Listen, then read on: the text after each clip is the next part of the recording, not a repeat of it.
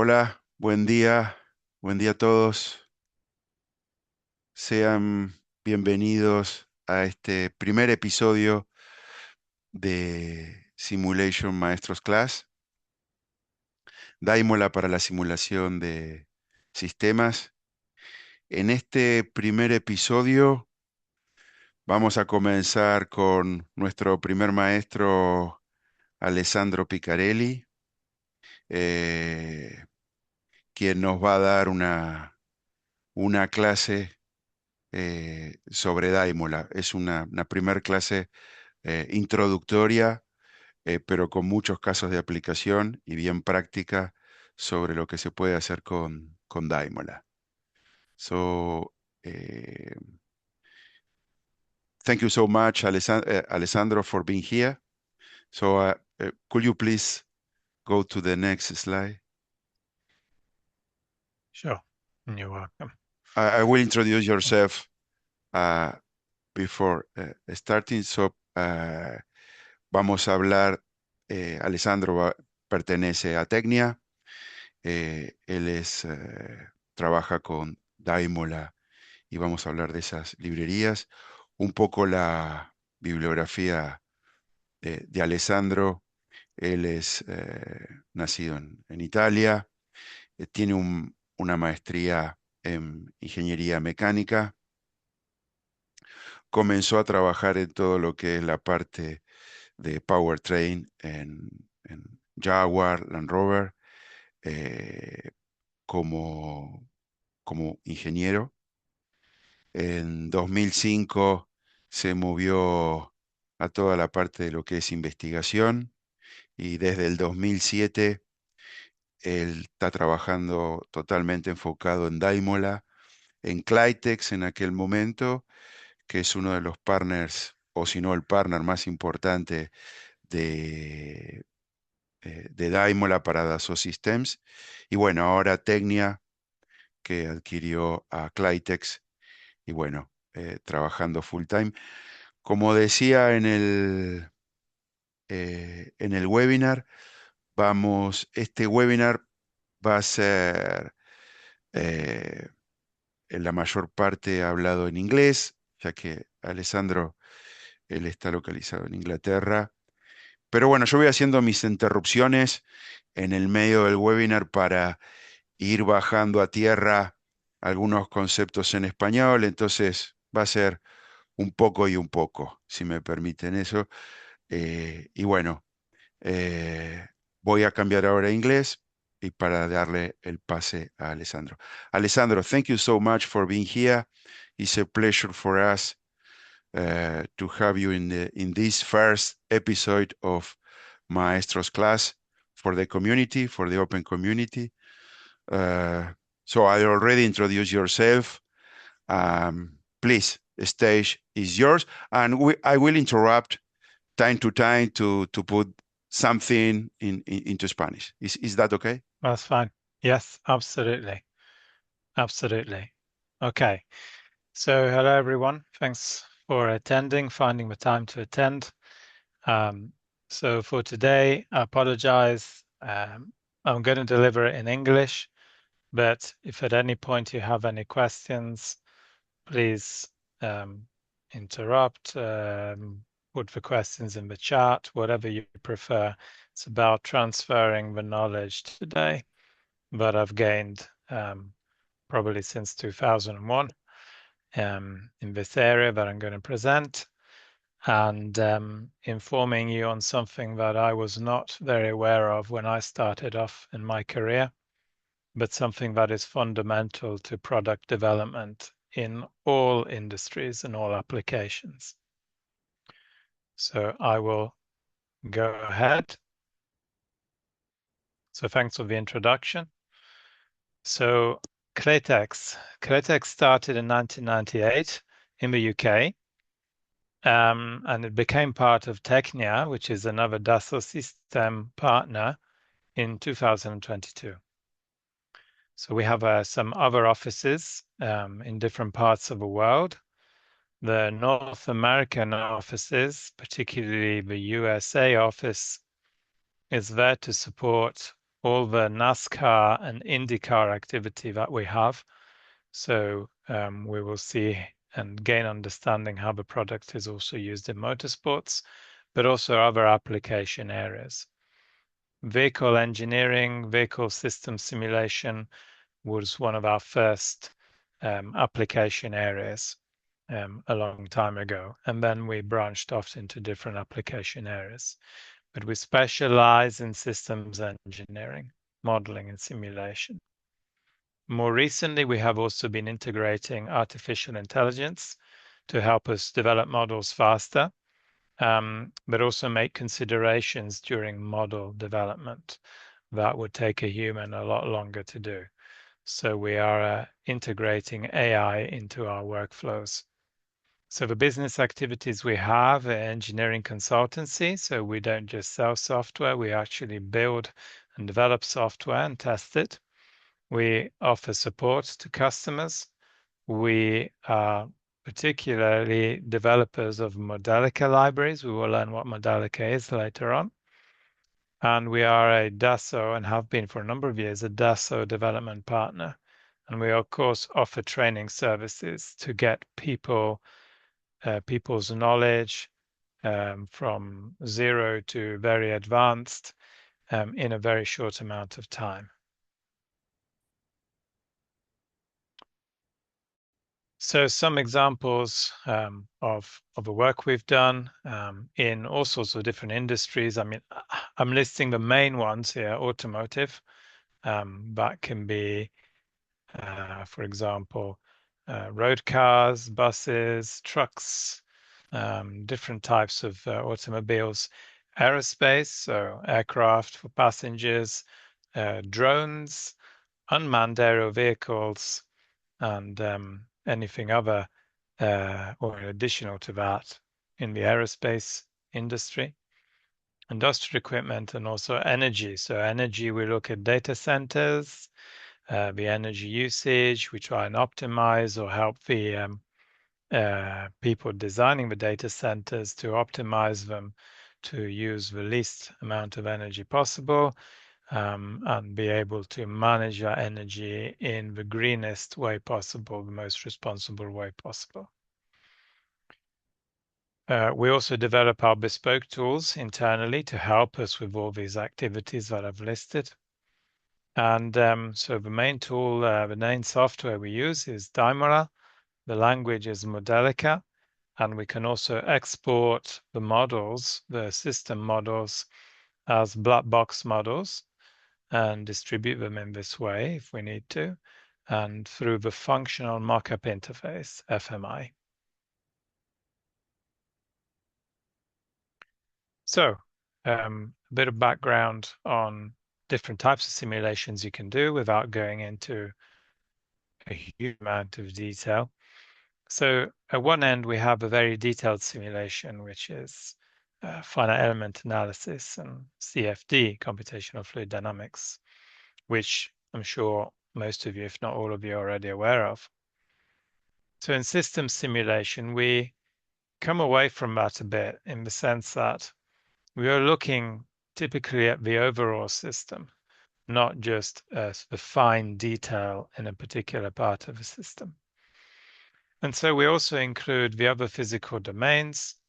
We don't just have the mechanics and the fluids. We also have thermodynamic effects, magnetics, electrical and electronic effects, all inside the same simulation. So we're effectively creating a virtual twin of that system to understand how it would behave in real life. Because in real life, in a car, for example, you don't just have the suspension, you have the suspension, you have the powertrain model. That could be electric, could be internal combustion engine, it could be both.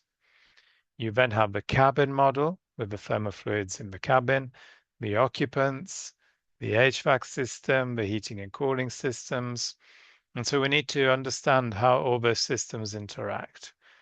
And the software I'm going to present, which was conceived as an idea back in the 1970s, is specifically built for this type of simulation.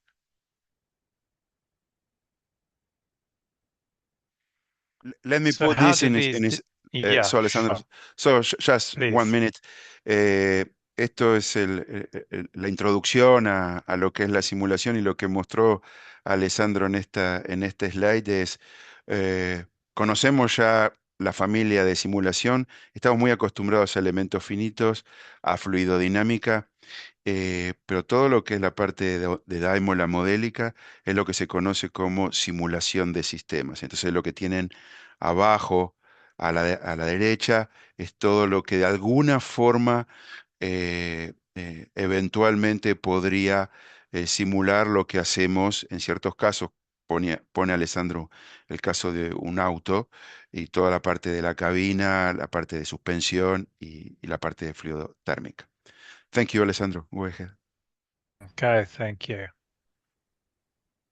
Okay, so these tools offer different levels of detail for the simulation, but they can all make use of the other tools around. So, for example, if you're trying to generate boundary conditions for finite element analysis or CFD simulations, you can use Dymola to generate those boundary conditions, which will then allow you to run more detailed analysis in finite element analysis packages, CFD packages, to understand more in detail how does that system deform?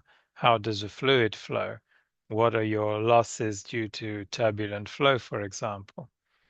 So Dymola can be used to generate the boundary conditions through simulation for more detailed analysis. In the same way, we can use information from finite element analysis and CFD to characterize maybe a more uh, or less detailed, a coarser model in systems engineering to be able to do the whole vehicle simulation, in our case, a lot faster than you could do if you were using a more detailed approach. And so all of these tools can make use of each other. We shouldn't see them necessarily as a sequential simulation here. We can use them alongside each other. We can even do co-simulation. For example, if you are interested in the detail of fluid flow through a valve, you can have the system modeled with very low level of detail, pipes, for example, valves, and so on. And then we can do co-simulation with an external CFD tool of how the fluid flows through that valve. It could be a thermal expansion valve in a refrigeration cycle, or it could be a shut-off valve in a larger fluids related plant. And we want to understand maybe what happens in terms of shock waves when that valve is suddenly closed. So we can do that in more detail in CFD, in co-simulation if we want to simulate it all at the same time. So all these different types of modeling can come together. One place they can come together is in 3D Experience, 3D Experience platform. And Dymola is not just for 1D modeling. A lot of people think system simulation is about 1D modeling. Actually, it goes beyond that. It's more than just 1D. It can be 0D. What is 0D? So 0D could be when you're saying that all the fluid in a tank, in a reservoir, has the same state. So therefore, the fluid anywhere in that tank has the same temperature. There is no gradient of temperature of the fluid in that tank. So it's a very lumped approach. So we're looking at that tank as being a 0D example of a fluid component. We have 1D, which could be a fluid pipe, where we track how the flow evolves along that pipe, the mass flow rate, for example, how the temperature changes in 1D along the length of the pipe. 2D, we could have a 2D representation of a room, a slice for a room, and be able to model how temperature changes in fluid across that room. Or even a cell in a battery model, we could break that down into a 2D thermal network. And then we have 3D, which can be your multi-body mechanics. It can also be a modular battery pack model where we have built up the battery pack in 3D from cells, modules, and then ultimately the pack. And so we can go from 0D all the way up to 3D.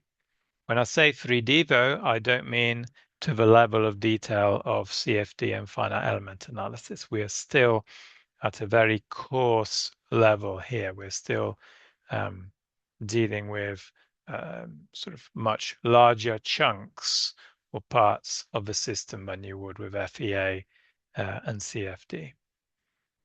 But what describes all the models? What language is used to describe the models in Dymola? Modelica, and we'll come on to this very shortly. So Dymola is the user interface. It stands for Dynamic Modeling Laboratory. And this is what it might look like, where you drag and drop components and you connect them together to form the multi-physics, multi-domain system model with electrical, thermal, and different domains of mechanical, rotational, and translational, and then also control systems if you want. Modelica is the language that is used to create all of these models. So it's a language that's been used to develop and define the behavior and the parameter list of all these components that you see here. Let The me let connections are me let me physical. put sorry, Yeah, Alessandro. sure, Let me put this eh, please. Be- Bueno, esta es una de las partes, creo, principales para aclarar.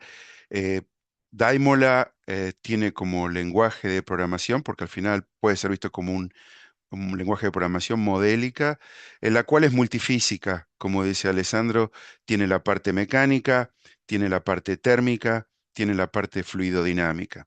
Yendo un poquito para atrás, explicó que Daimola muchas veces es visto como 1D, no es solamente 1D, puede ser 0D, 1D, 2D o 3D. 0D para el caso de volúmenes, cuando se necesita tienes un estado de volumen. 1D es típicamente para el caso de una tubería. 2D puede ser el caso que se necesite hacer el análisis de un corte de una habitación para ver, no sé, en una habitación de servidores, para ver la temperatura. Y 3D, todo lo que puede ser la misma habitación. Cuidado, esto no reemplaza las tecnologías de elementos finitos que son, o de fluidodinámica, que van al detalle. Esto es para el mundo de los objetos, esto es una parte digamos, con menos detalle, pero que simula todo el sistema. Thank you, Alessandro. You can go ahead, Thank you. please. Thank you. Okay, so we look at a very simple model, an inertia model, 1D, rotational. And so how do we define a model like this using Modelica? And this is where we are looking at actually more of a modeling language rather than programming language. So why do I call it a modeling language? Because we're not specifying specific calculation order. So the definition is the components that we have, flange A and flange B, left and right on here. I'm just going to switch to a laser pointer to make it more obvious. So flange A and flange B. Then we have some parameters with units for the inertia, and also some attributes as to what the minimum value can be and what a start value could be for this inertia, basically giving it some alternative value if you don't specify anything yourself. Some state selection attributes, which we won't go into today, and then some variables, each with their own units. So to track the angular velocity, the angular position, and the angular acceleration. Then we have the equation section. And this is very important. These are not calculated necessarily in this order. So these are not prescribed calculations. These describe relationships, the relation between phi and phi inside flange A, and also between phi and phi within flange B. The derivative of the angle is directly related to omega, so the angular velocity. The same for the derivative of the angular velocity, omega, and A. And then we say that the torque, the sum of the torque in the flanges is equal to J, so the moment of inertia, multiplied by the acceleration. I can write these, or the developer can write these, in completely different order. It does not matter. It does not change the behavior of the model, because Dymola decides how those equations need to be rearranged, how they need to be ordered to calculate the solution to the problem. It automatically analyzes and figures out, understands what information it knows and what information or results it needs to go and calculate. So how is this different to your more traditional programming languages, such as Python, for example, such as C code, even tools which are block diagrams with specific inputs and outputs? Well, the model on the left, written in Modelica, which is a causal modeling language.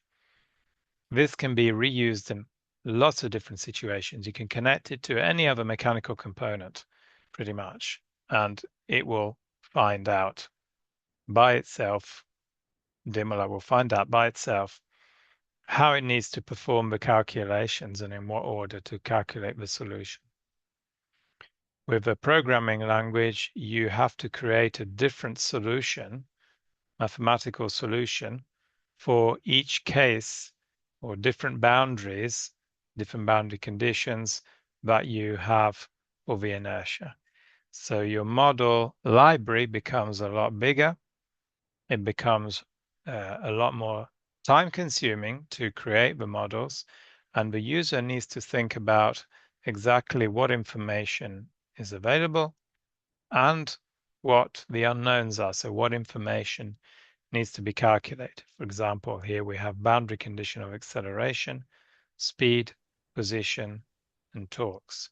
And for each of these situations, you need a different calculation to understand how the system is going to behave. So to calculate the torque, corresponding torque, and maybe the position, speed, and acceleration of the inertia.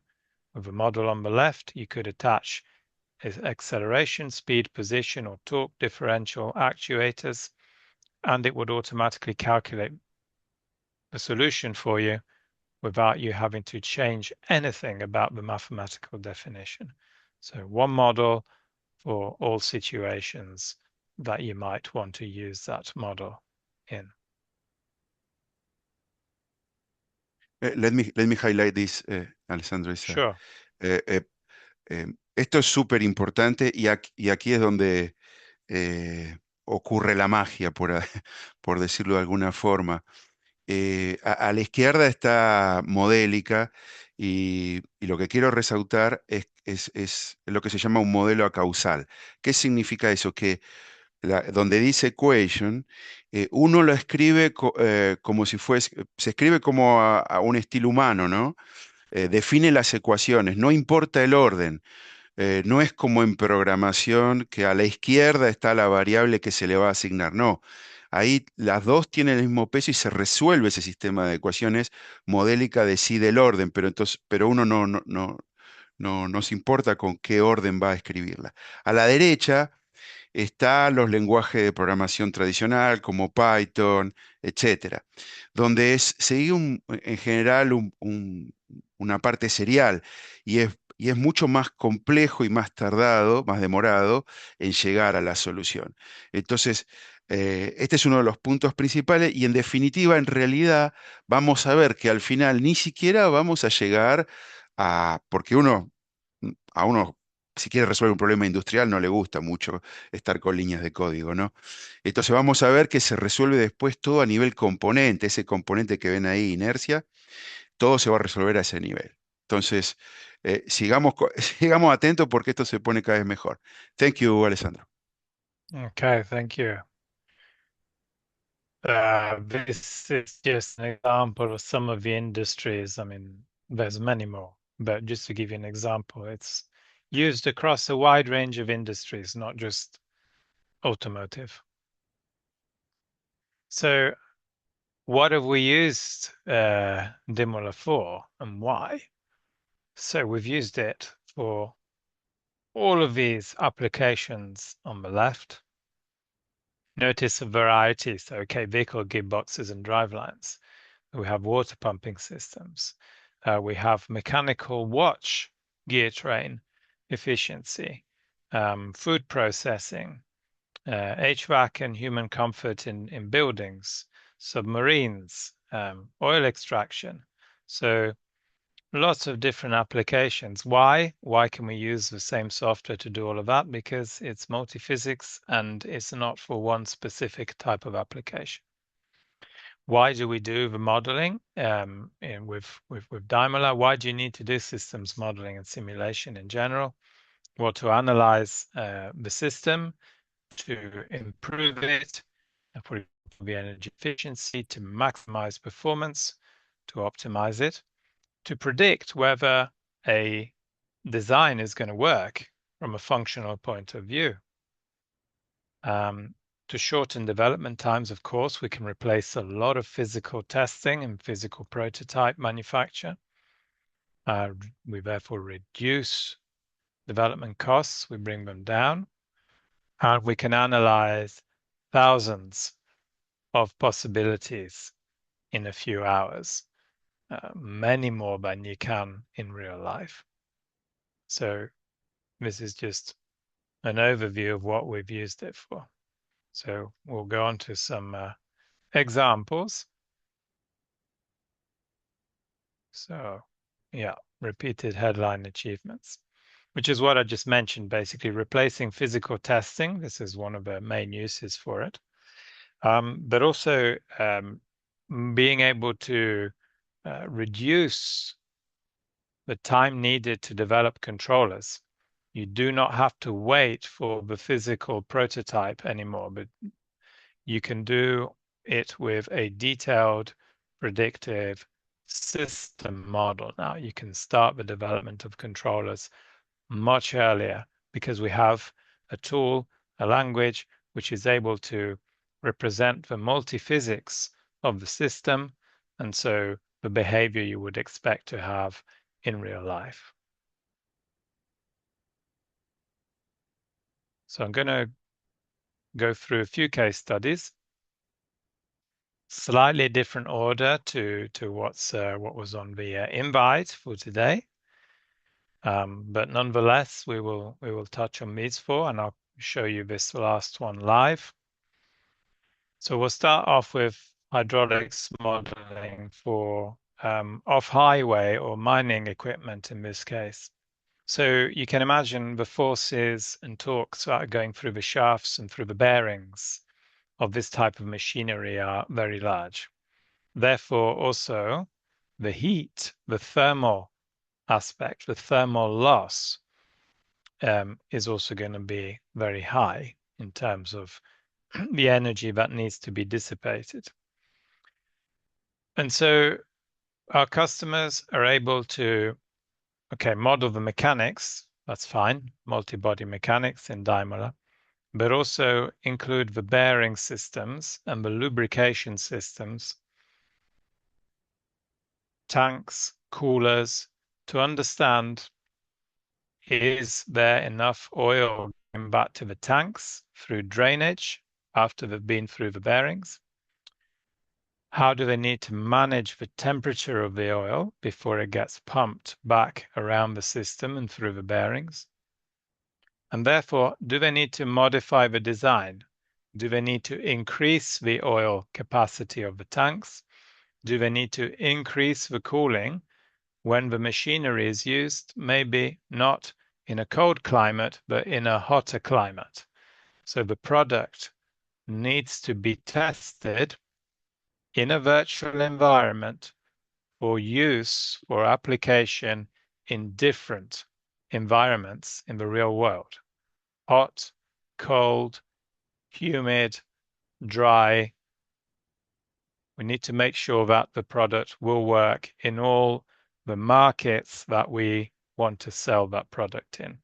And virtual testing is one way to predict how well the product and the systems in that product are going to behave.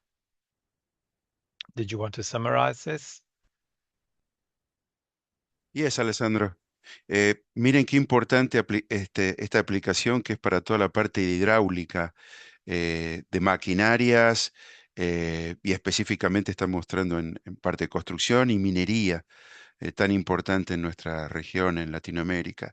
Y todo lo que es la parte del sistema hidráulico, y eventualmente de lubricación, etcétera. Y acá es donde se aparta un poco de lo que puede ser la simulación de elementos finitos y fluidodinámica, ¿sí? Porque hacer ese tipo de simulación para un sistema completo de esta máquina, yo diría que sería, si no imposible, muy difícil. Entonces acá es donde viene la simulación de sistemas. Y lo que dice Alessandro, en definitiva, generar un gemelo digital para diferentes escenarios que pueden ser escenarios de altas temperaturas, temperaturas medias o bajas temperaturas, y ver cómo se comporta el sistema y el producto. Thank you, Alessandro. Okay, thank you. So looking at durability, moving on. So when is a component going to break? How long is it going to last? How does it degrade? How does it deteriorate? And how does the system behave when the component is not as good as when it was new, is not in very good condition? So the applications are for any products, really, any industry where you have components that could break. So this could be automotive, of course, aerospace, very critical, rail industry, and many more. Oil well, so oil pumping systems, sucker rods, which was something we did with Dassault Systèmes, looked at together, and many more applications. So you can design your components to maybe fail later on in life, and redesign them for that purpose.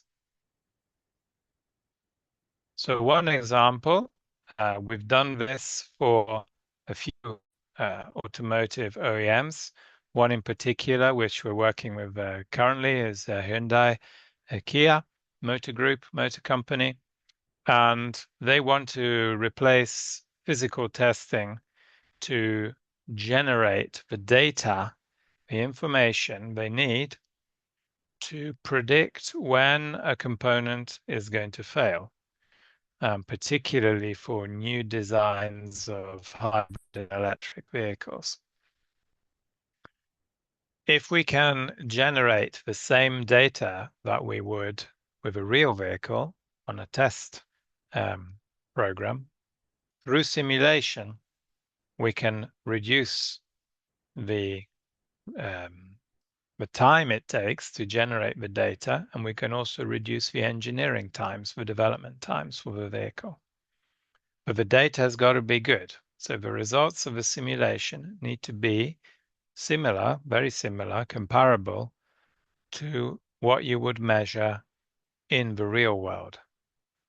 And we have models that can allow that, make it possible. And so this project focused on integrating not only the suspension system with the rest of the chassis, but also the road, the tire interface, the electric motor modeling, the thermal management modeling, to understand how these systems work and interact and what the loads are, because this is what we need. We need the loads profile with time and other statistical types of analysis to predict when components are going to fail. The outcome of this was that depending on the manufacturer, we had a 3 to 6 month durability test program of more than 160 tests.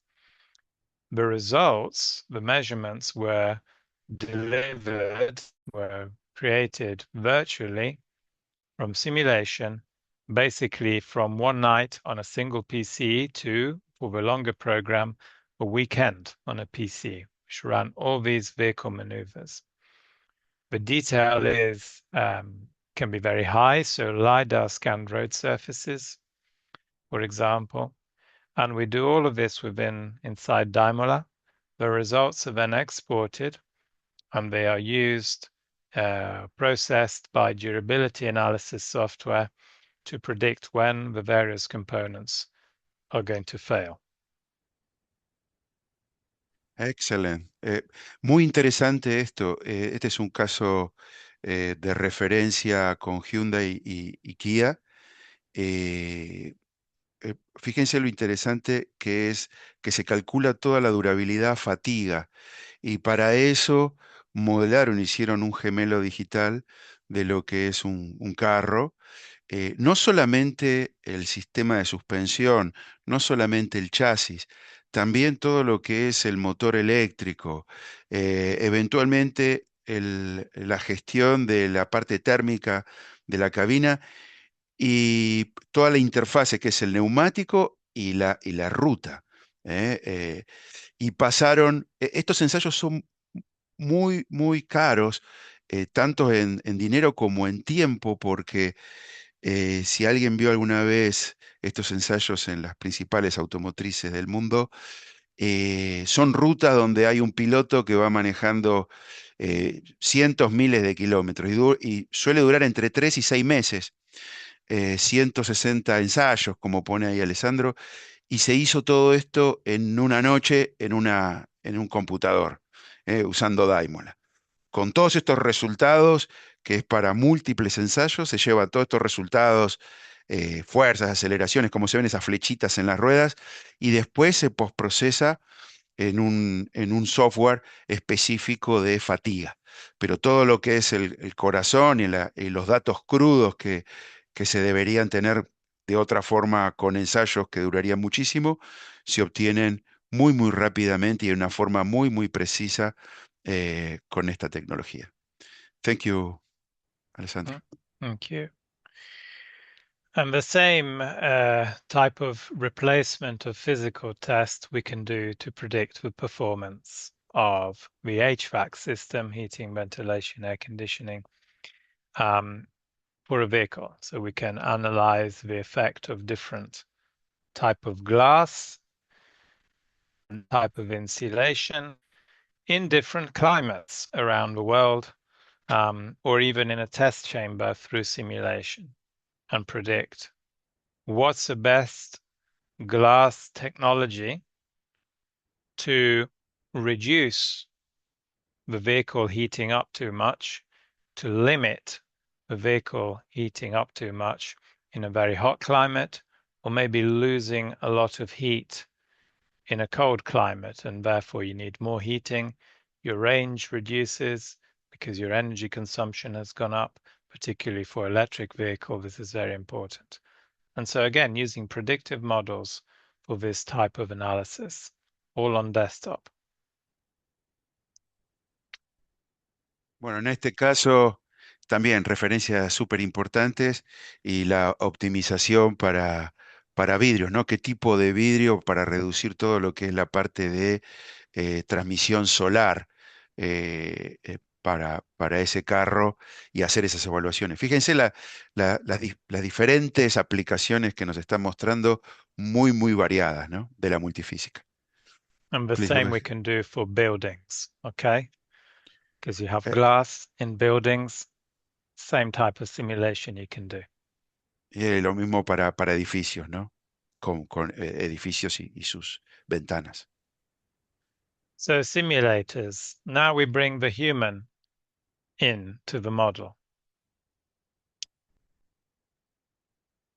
to model the human. In this case, we bring a real human into the simulation to test how the product user is going to control the system, the car, for example. So this is a long relationship we have with Dallara for their simulator, helping them achieve real-time simulation, real-time performance with the models, which are able to predict vehicle dynamics, behavior, powertrain behavior, including performance and cooling, response of the vehicle, and all of this when the vehicle is driven in a simulator by a human driver. It could be a test driver. It could also be the new customer of a car, the new owner the owner of a new car, which is being developed. So they can test on the simulator this new car design, for example, and they can do customization as well. So again, testing, in this case, with models, something will interact with the human in different types of situation in real life.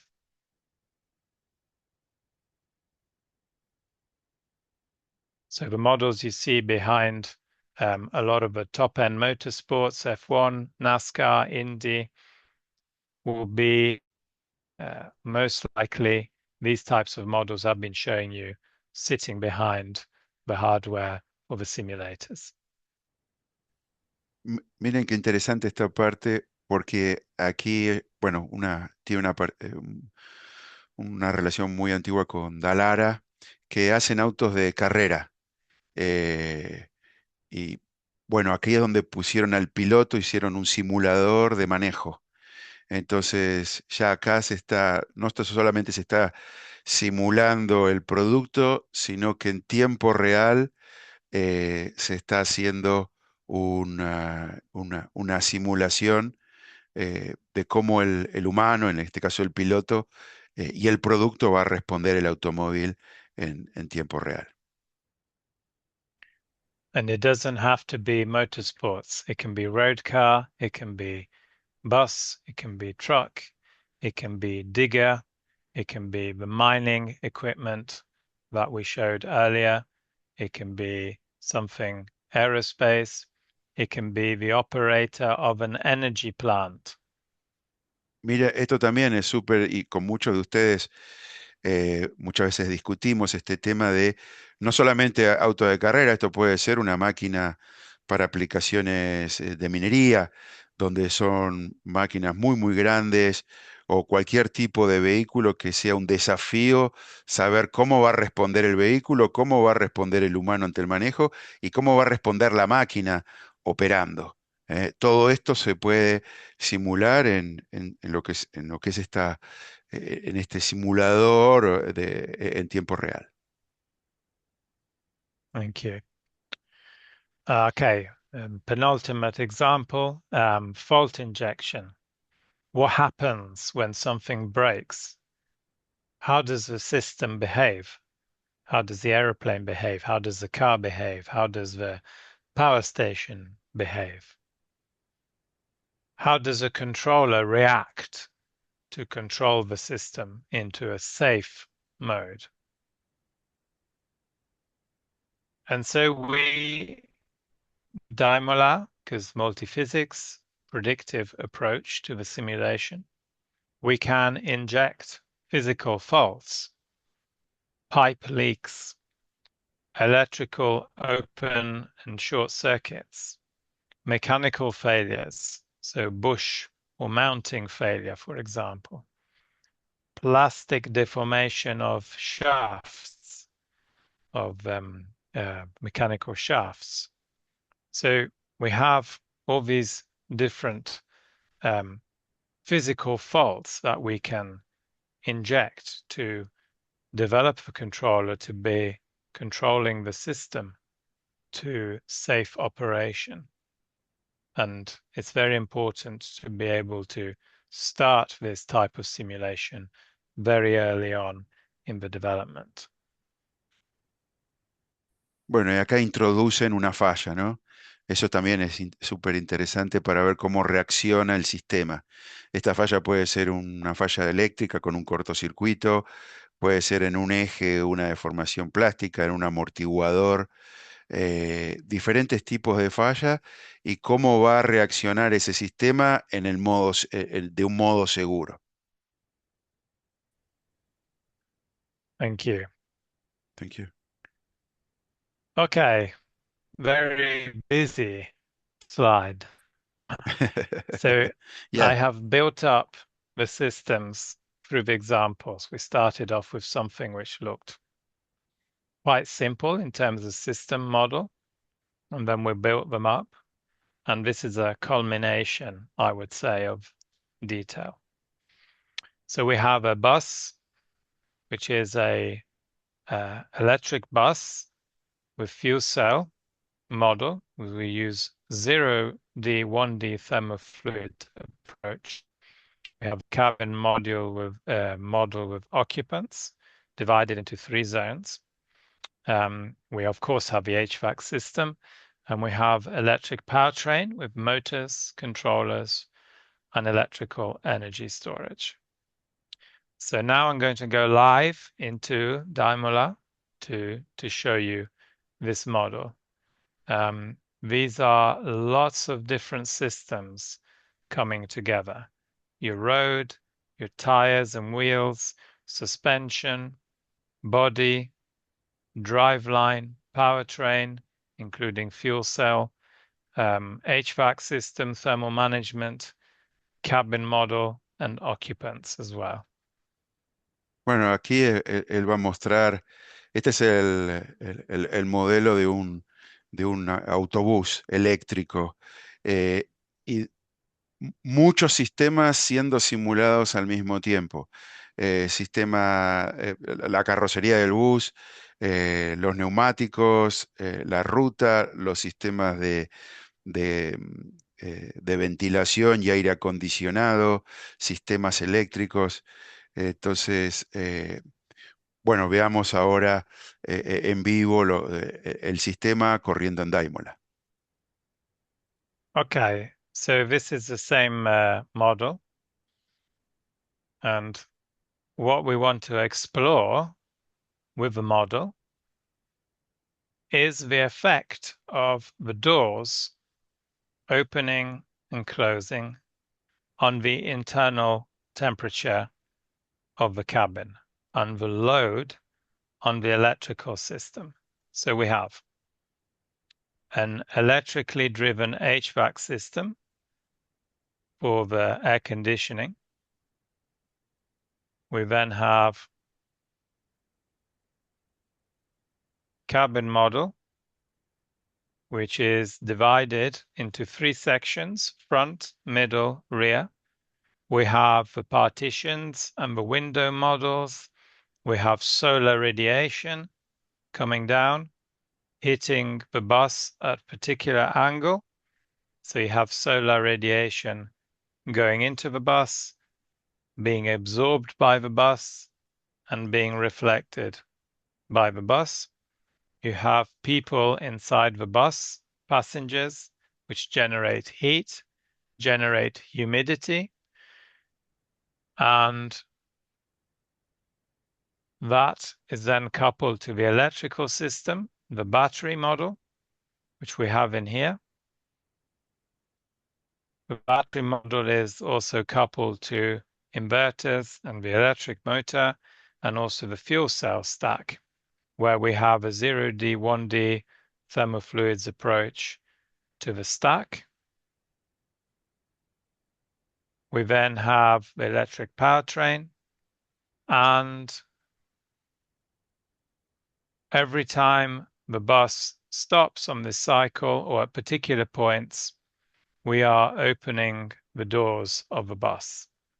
So we have some information here: the speed of the bus, the state of charge of a battery, the longitudinal velocity, the torque that the motor is generating, and We also have on the right-hand side the efficiency of the electric motor, but then we also have the initial cabin temperature and the target.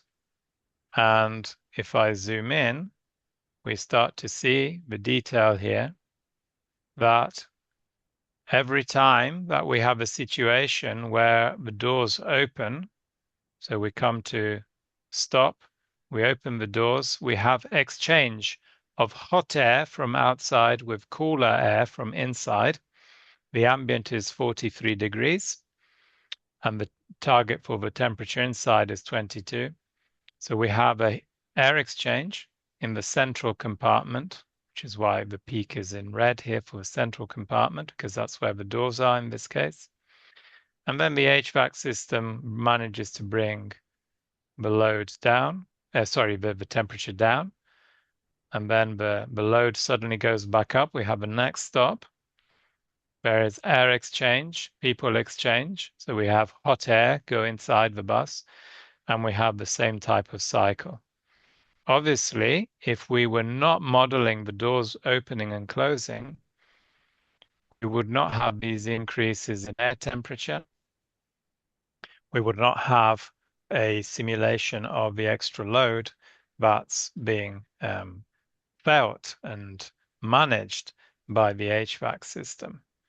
We can then analyze lots of other things. For example, for the fuel cell stack, the different temperatures for different parts, the anode, cathode exhaust temperatures, to understand if the system is being managed in a correct way. And we can then also look at the currents, the demands, voltages, for example, and concentrations. So lots of things that can be analyzed with a multi-physics approach where everything is reacting to what it's connected to. And this is what we're trying to get out of these simulations. We're not just trying to put information in at one end and get a result out the other end. We're trying to understand how all these systems interact with each other to tell us how the product will work in real life.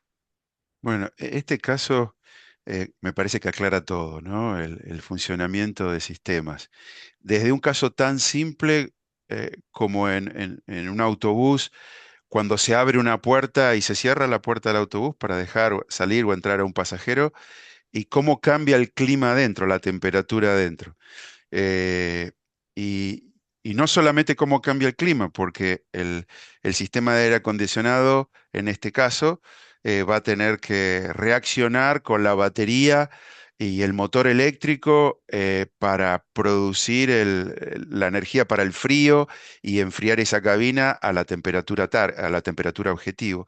Entonces, eh, yo diría que es en este caso bien claro el uso de lo que son sistemas y subsistemas que a partir de este caso de abrir una puerta, como dice Alessandro, no solamente poner un input y ver qué sale, sino cómo reacciona todo el resto de los sistemas de este bus eh, para que se consiga y si se puede conseguir esa temperatura objetivo, teniendo en cuenta también los pasajeros que están dentro del autobús, que están generando también toda la parte de calor y humedad que afecta finalmente a esa temperatura target. Eh, Excellent, Alessandro. This is a very simple, a very complex problem at the same time, you know, because you open and close the door, but everything is reacting at the same time. Yeah, It's crazy. Eh, exactly. eh, y esto, para agregar algo más, eh, no, aquí es donde vemos la diferencia. Yo soy un amante de los elementos finitos, me encanta eh, la parte estructural, etcétera, pero acá es donde uno, en la parte fluidodinámica y estructural, acá es donde se separa el análisis de sistema. Sería imposible tratar de hacer una simulación clásica, fluidodinámica, etcétera, contemplando toda esta problemática. Acá es donde entra la simulación de sistemas y sí donde entra la parte estructural y fluidodinámica es en generar esos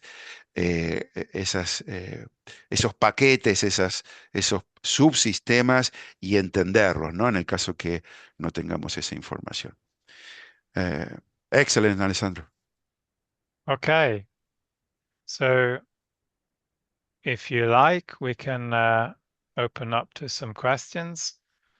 Perfect. This was the the last example really that I wanted to show.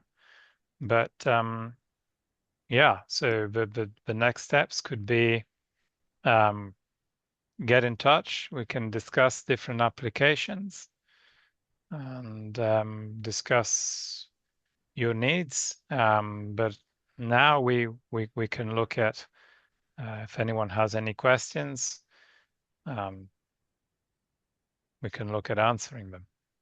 Excellent. Entonces, well, first of all, thank you so much, Alessandro. As I told you, you were the first maestro in this series. So thank you so much for sharing Welcome. your knowledge and your experience. Entonces, estimados y estimadas, por favor, envíen las preguntas ahora, si quieren. Ahí tienen en el panel generar las preguntas. Eh, para los que no quieren preguntar ahora, tienen la posibilidad ahí de contactarnos. Después, por favor, escríbanos a nosotros y va a ser un placer poder atenderlos en cada una de sus problemáticas. Voy a ir leyendo lo que tenemos. Acá nos dice, querido Alessandro y José, ¿sería posible saber aproximadamente la cantidad de recursos, personas, conocimiento, tiempo, licencia? Nos pregunta nuestro querido amigo Gustavo, unidades computacionales requeridos para desde cero, un ejemplo desde cero, Model Simulation that you just presented para el bus. O sea, ¿qué se requiere? Alessandro, would you like to answer to Gustavo to are you seeing the first question? Yeah, sure. Yes, I can see it. Yeah, thanks for the question. So to train someone with Dymola, it would be um, already in two days they are building their own model from a white sheet of paper, blank sheet of paper, empty sheet of paper. Um, I would say the bus model to develop it, if you're starting from zero with no commercial application library, would probably take you maybe 2 or 3 months. But with a commercial application library where you can reuse models and have plug and play approach to building the model, so you already have the architecture or 99% of the correct architecture. In a week, with the right experience, you can build that model. Then, of course, after you have the validation, and so maybe within a month, you would be able to have a well-validated model of that bus, potentially 2 months. It depends on the level of detail you want and the amount of test data you have available. Learning the software with the type of training we provide is not difficult because we have Entonces, condensed the important fundamental things you need to learn to start modeling quickly and robustly. I believe you because I went through this this phase with you. You were my teacher. Eh, and we build an amazing example. Entonces, va desde 2 semanas a posiblemente 2 meses. Depende de ahí, Gustavo, de si se quiere hacer todo desde cero o si se usan librerías ya para empezar directo. Y bueno, y todo lo que tiene Alessandro por detrás, toda la parte de, ya tienen entrenamientos, los cuales, como le digo, yo fui un alumno de él, así que le creo totalmente. We have a second question from Martin. Uh, this is regarding if we have this in 3D experience in the platform. Yeah. Eh, Yes. Tenemos Yes. esto en la plataforma. Everything that you showed today, we have this in the 3D experience platform, right? Correct. Yeah. Entonces, also with the integration with CATIA uh, for for uh, for 3D modeling, right? You can connect in 3D experience. You can connect to central parameter database, to CAD, and then you can do connection to other tools in 3D experience, requirements management, for example, and other packages as well. Yeah. Yeah. Martín, la respuesta es sí, y es mucho más que un sí, porque tenés conexión. No solamente está todo lo que mostró hoy mostró Alessandro Dymola Desktop, pero también está en la plataforma, el mismo software llevado a la plataforma, y eventualmente se puede conectar con sistemas parametrizados con CATIA, con modelos 3D, y ver los, no sé, por decir algo, los sistemas de control, etcétera, reaccionando en un modelo de CATIA. Tenemos de Manuel. Gracias, Manuel. ¿Es posible determinar las ruedas en las cargas de los ejes traseros durante la descarga de un volquete? Absolutamente. Esa la respondo. eh, we are talking about loads, as Yeah. you show. Como mostró Alessandro, hoy no, hay un ejemplo que desarrolló también Alessandro que muestra en tiempo real de simulación cómo van variando esas cargas en las ruedas. Abel nos pregunta, ¿es posible simular inputs semi-aleatorios como por ejemplo la interacción electromagnética de un sistema con el mar? Apa, ahí ya me agarraste, Abel, le voy a preguntar. eh, Alessandro, the question from Abel, is it possible to simulate inputs, random, semi-random inputs interaction with the electromagnetic system, with the with the ocean, I guess. I don't know. It's too much for me. uh, how would Maybe you approach this? electromechanic, maybe electromechanic, electromechanic Maybe or electromagnetic. maybe something like that. I see. I guess this question is in the direction of some ocean waves, Yes. and you do some electric generation from. I guess is something like that.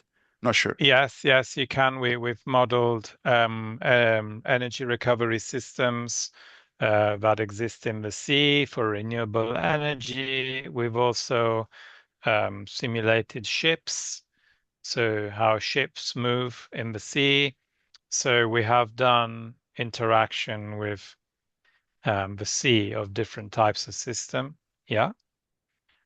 So the Um, question is, what you haven't done? I don't know. It's well, someone wants to Okay. test us with a new application. We welcome you. Uh, Abel, It's in entonces, models of physics. In models of physics. So basically, yeah, any system you will be able to model. but important that you did. You have the spirit. Entonces, Abel, sí, la respuesta es sí. Creo que vas a apuntar a todo lo que es un sistema semi-aleatorio, como decís, las olas de un mar. Y bueno, Alessandro nos mencionó que ya hicieron algo en ese tema, que creo que hay algunas librerías por ahí, así que sería entrar en contacto con él y continuar esta charla interesante. No tenemos más preguntas. Llegamos a. We are 4 minutes after the time, but we are very good. So, thank you so much again, Alessandro. Muchas gracias a todos los asistentes de aquí y sigan conectados para los próximos episodios. Muito obrigado, Luna, por sua assistência com tudo isso. Ciao, ciao, Alessandro. Tante grazie, caro. So you're Magnifico. welcome. You're Bravo, como welcome. sempre. Tante Yes. grazie. Ciao, ciao.